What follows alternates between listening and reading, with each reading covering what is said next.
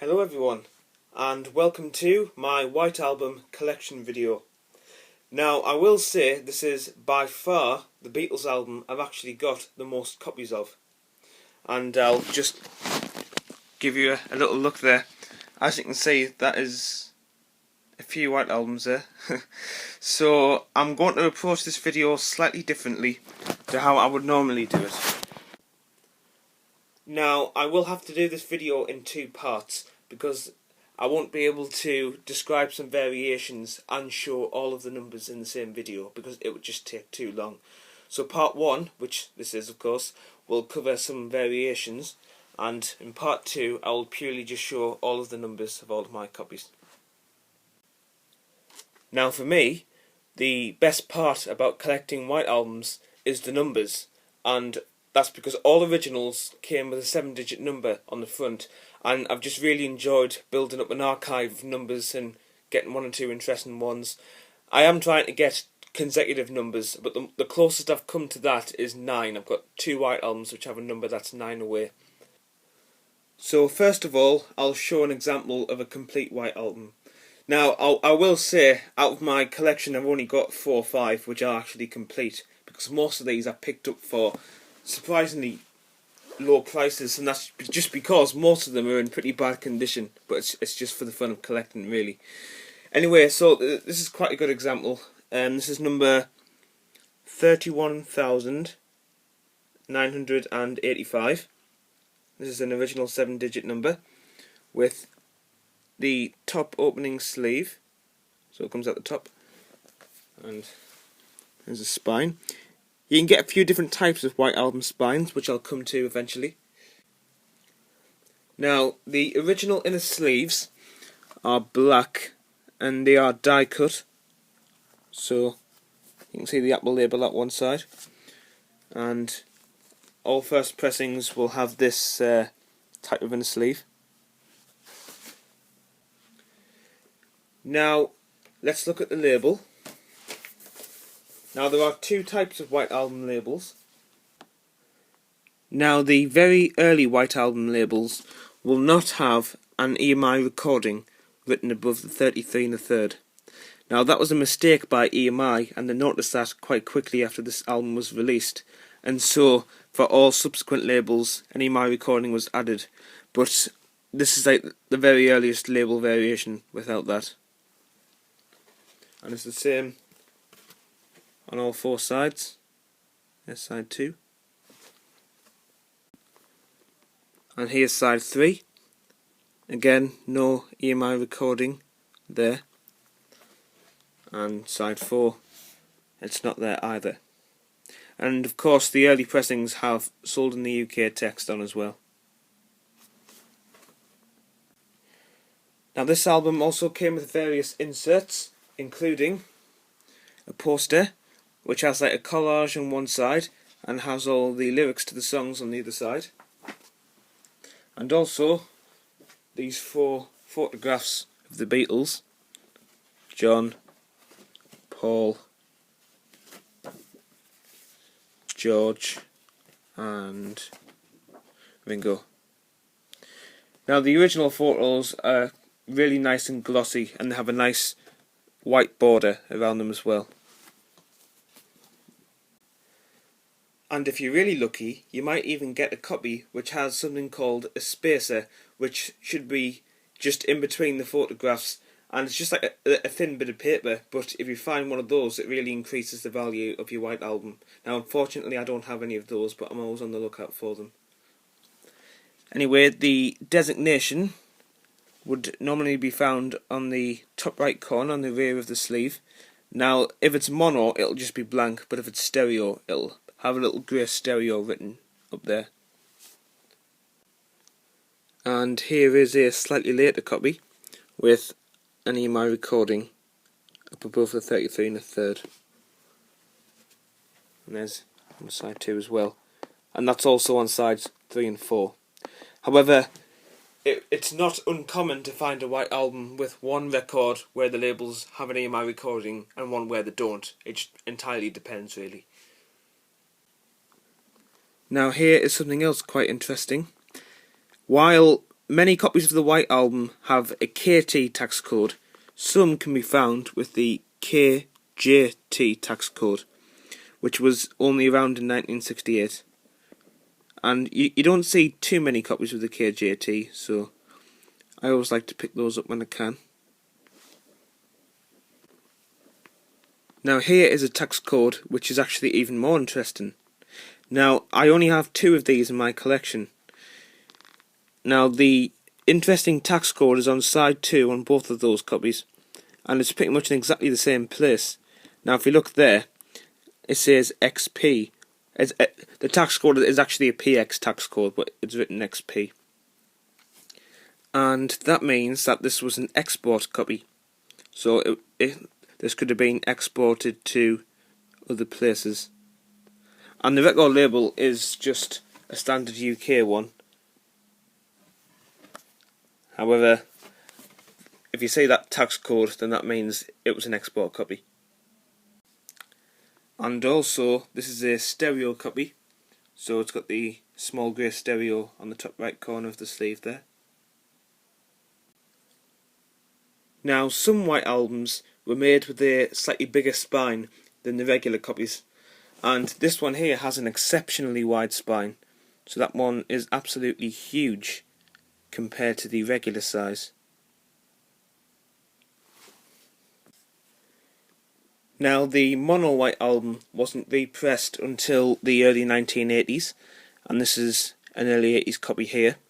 It's still got the Beatles embossed on the cover, however there is no number at all, and it's also a side opener rather than a top opener. Now there are quite a few differences between this and the first pressing, and that includes an EMI recording being on 2 lines, rather than just the 1 line from the 60s copies. The Apple label is also a much lighter green than the originals, and of course it's got mono written above the catalogue number. Here's side 2 as well.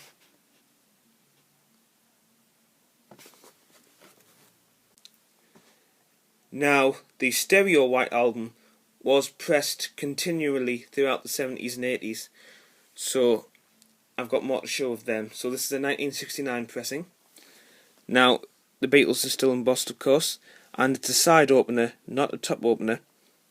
However, the number is a 7-digit number.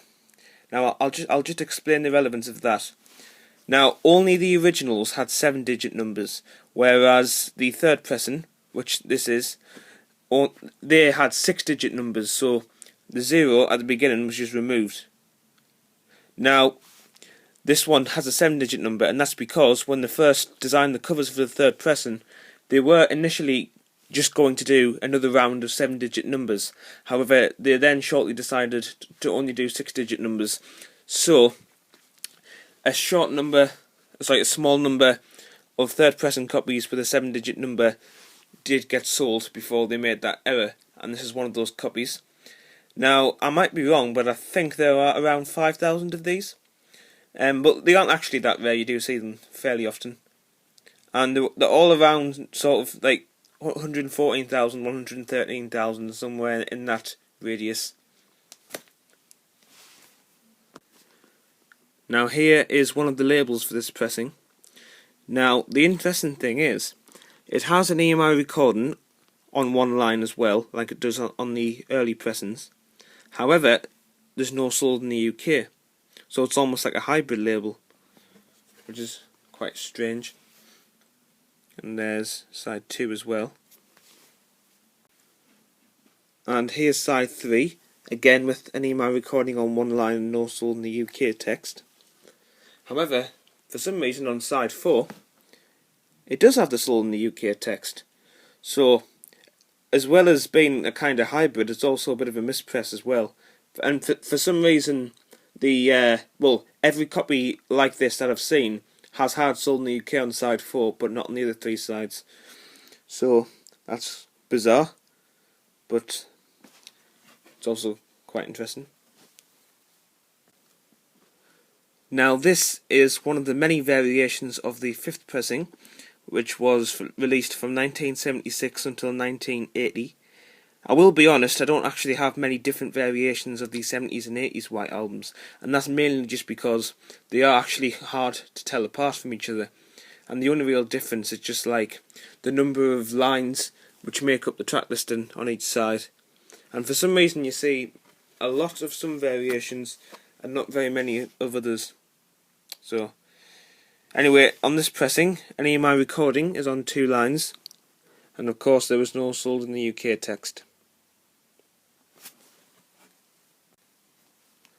And this has a 6-digit number, just like the one that would normally appear on the 3rd pressing. As you can see, there is no 0 in front of the number, it just starts off with the 2.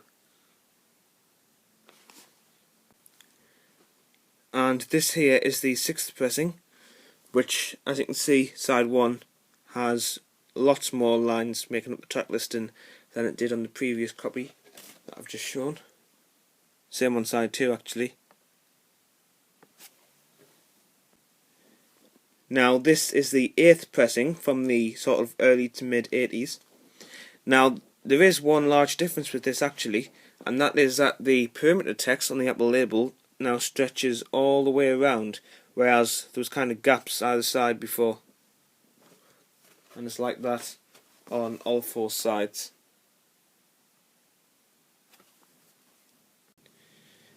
And here is a copy from the late 80s and early 90s with no number, and it has a barcode on the back for all 3 formats. Now here the perimeter text is still going all the way around, but also the kind of font and titles and everything's just a bit chunkier, a bit more bold, so it's a bit bigger.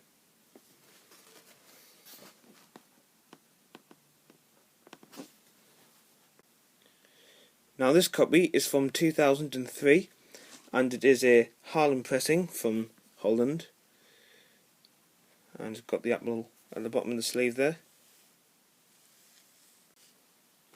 And as usual it has the dish effect in the label there. Same on side 2.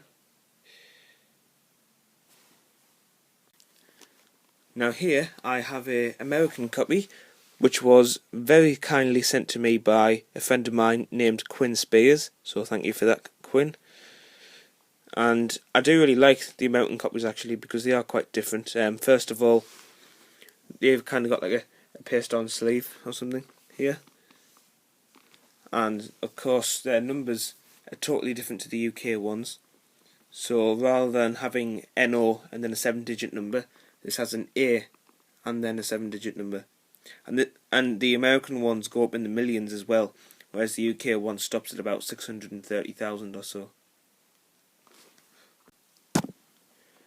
And here's the label. Very nice indeed.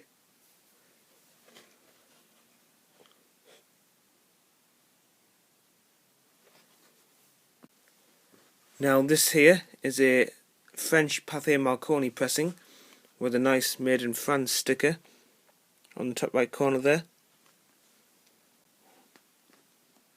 and of course Made in France on the label, and all the text is a bit more spaced out than on the English edition.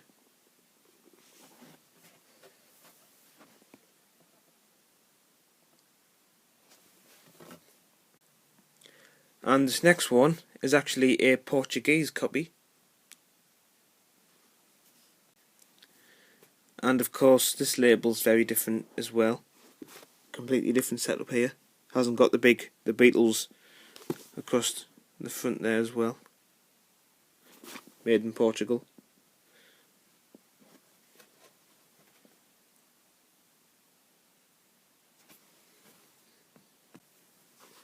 And this here is just one of the records from the White Album on white vinyl, which you can get. I just found this by itself, so I thought I'd get it.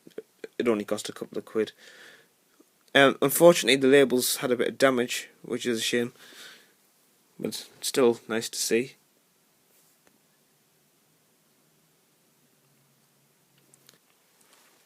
Okay guys, so that's part 1 done. So I've just tried to show you a few different variations there. But in part 2, which is coming up next, I shall show all of my numbers on all my original top-loaded copies. Okay, so thanks for watching, and I hope you'll stick around for part 2.